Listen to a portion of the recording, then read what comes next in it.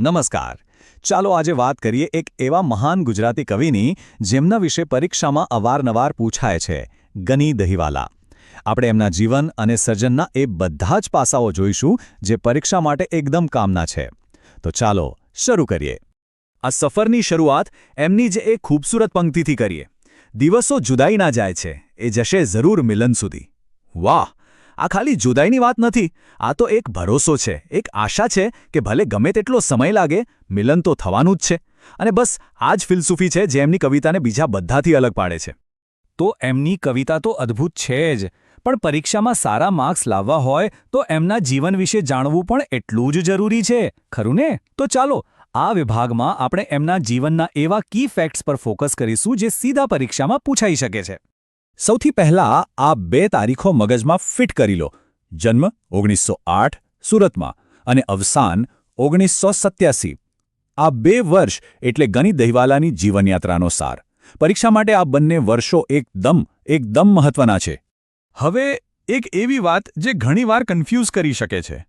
એમનું પૂરું નામ હતું અબ્દુલ ગની અબ્દુલ કરીમ દહીવાલા, પણ સાહિત્ય જગતમાં એમને બધા ઓળખે છે એમના ઉપનામથી ગની દહીવાલા. એટલે યાદ રાખજો, પરીક્ષામાં કદાચ પૂરું નામ પૂછાય અથવા ઉપનામ, બંને આપણને આવડવા જોઈએ. ઓકે, તો એમના જીવનના બેઝિક ફેક્ટ્સ તો આપણે જાણી લીધા. હવે વાત કરીએ એમના કામની, એમના સાહિત્યિક યોગદાનની. ખાસ કરીને એમણે ગુજરાતી સાહિત્યમાં એવું તો શું કર્યું કે આજે પણ આપણે એમને યાદ કરીએ છીએ? ચાલો જોઈએ. જુઓ, ગઝલ તો પહેલાં પણ લખાતી હતી, પણ એ થોડી અઘરી, વિદ્વાનોની ભાષા જેવી લાગતી. ગની દહીવાલાએ શું કર્યું ખબર છે? એમણે ગઝલને એકદમ સરળ, સહેજ બનાવી દીધી. એમની ગઝલો એવી હતી કે સામાન્ય માણસ પણ એને સમજી શકે, ગાઈ શકે અને અનુભવી શકે. એટલે જ તો એમને ગઝલના ઉસ્તાદ કહેવામાં આવે છે. એમણે ગઝલને લોકોના દિલ સુધી પહોંચાડી. હવે આવે છે સૌથી ઇમ્પોર્ટન્ટ પાર્ટ, જેમાંથી સવાલ બને જ છે, એમની મુખ્ય રચનાઓ. આ 4 નામ તો ગોખી જ લેજો: ગાતા ઝરણા, મહેક, ગનીમત અને નિરાંત. ફરીથી કહું છું, ગાતા ઝરણા, મહેક, ગનીમત અને નિરાંત. આમાંથી કોઈ પણ નામ ઓપ્શનમાં દેખાય તો તરત ક્લિક થવું જોઈએ કે આ ગની દહીવાલાની કૃતિ છે. અને એમની લેખન શૈલી કેવી હતી એ સમજવા માટે આ એક પંક્તિ જ કાફી છે. તમારા અહીં આવવાથી બધે મહેક મહેક થઈ ગયું, કે ફૂલોને તો ઠીક પણ પથ્થરો છે એમને પણ સ્મિત થઈ ગયું. કેટલી સુંદર વાત છે! એકદમ સિમ્પલ શબ્દોમાં કેટલી ઊંડી વાત કહી દીધી. આજ તો ગની દહીવાલાનો જાદુ હતો. તો આપણે એમના જીવન વિશે જાણ્યું, એમની રચનાઓ જોઈ, પણ સવાલ એ છે કે આજે પણ એમને શા માટે યાદ કરવા?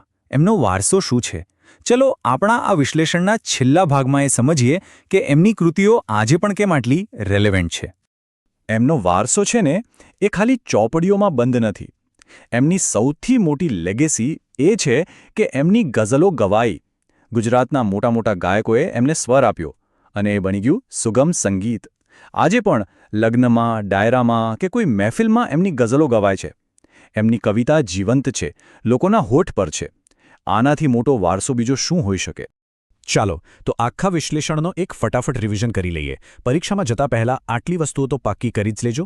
જન્મ 7 ઓગસ્ટ 1908 સુરતમાં, અવસાન 5 માર્ચ 1987, મુખ્ય સાહિત્ય પ્રકાર ગઝલ અને 4 મુખ્ય કૃતિઓ: ગાતા ઝરણા, મહેક, ગનીમત અને નિરાંત. બસ આટલું પાક્કું કરી લો એટલે ગની દહીવાલામાંથી કોઈ પણ સવાલ આવે ચિંતા નહીં.